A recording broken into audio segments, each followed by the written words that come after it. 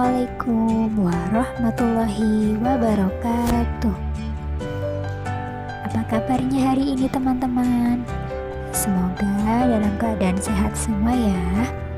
Nah, hari ini kita berjumpa lagi pada pembelajaran PAI dengan mata pelajaran fikih, masih dengan materi sholat bagi orang sakit bagian yang kedua. Nah, sebelum memulai pembelajaran, jangan lupa untuk berdoa terlebih dahulu.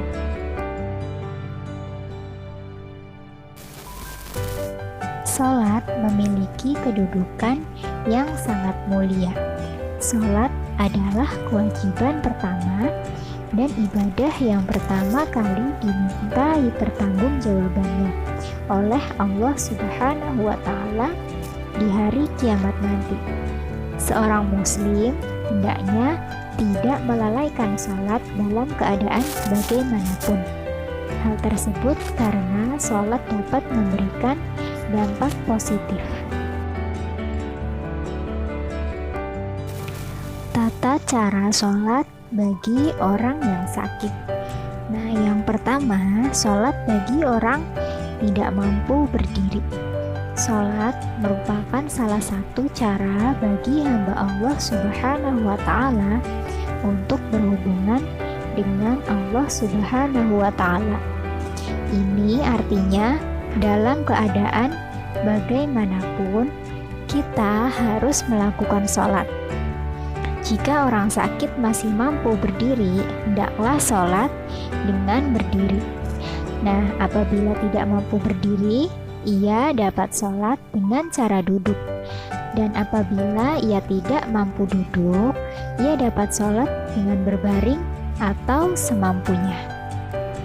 Nah, berikut tata cara sholat bagi orang yang tidak mampu berdiri dengan cara duduk. Yang pertama, berniat sesuai sholat yang akan dikerjakan. Kemudian membaca takbiratul ihram sambil mengangkat kedua tangan. Yang kedua, setelah takbiratul ihram, kedua tangan bersedekap di atas dada.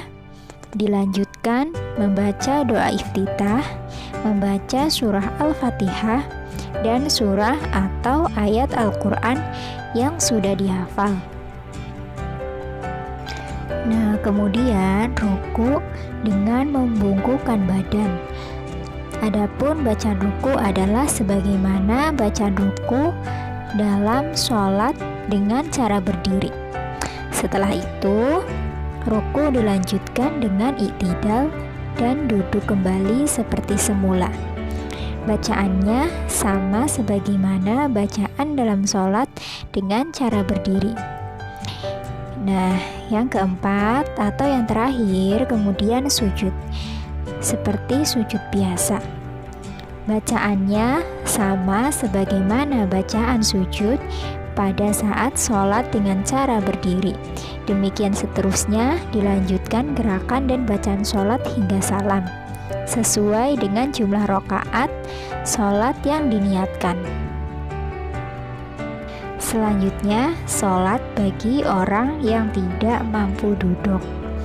Bagi orang yang tidak mampu duduk, maka boleh melakukan sholat dengan berbaring. Dan jika tidak mampu, boleh melakukan sholat dengan cara terlentang. Yang pertama, cara sholat dengan berbaring. Pertama, berbaringlah dengan posisi miring, kaki membujur ke arah selatan, kepala berada di sebelah utara. Lalu, hadapkan wajah ke arah kiblat. Awali sholat dengan niat dan mengucapkan takbiratul ihram. Nah, yang ketiga, gerakan ruku dan sujud cukup dengan menggunakan anggukan kepala atau dengan kedipan pelupuk mata. Bacaan dalam ruku dan sujud sama dengan bacaan ruku dan sujud dalam sholat dengan cara berdiri. Nah, yang kedua, sholat dengan cara telentang. Pertama, letakkan kepala di sebelah timur. Usahakanlah agar kepala diganjal dengan bantal sehingga wajah bisa menghadap ke arah kiblat. Lalu kedua kaki diluruskan berada di sebelah barat. Yang kedua, berniat sholat yang akan dikerjakan. Gerakan ruku dan sujud cukup dengan cara melakukan gerakan semampunya, atau bahkan isyarat kedipan mata. Apabila masih tidak mampu lagi melakukan isyarat kedipan mata, boleh menggunakan hati. Bacaan-bacaan dalam sholat dengan telentang sama seperti bacaan sholat dengan cara berdiri. Yang ketiga, lakukan hingga salam. Nah, demikian tadi materi tentang cara sholat bagi orang sakit. Nah, terima kasih untuk yang sudah menyimak hingga selesai. Semoga bermanfaat ya teman-teman. Wassalamualaikum warahmatullahi wabarakatuh.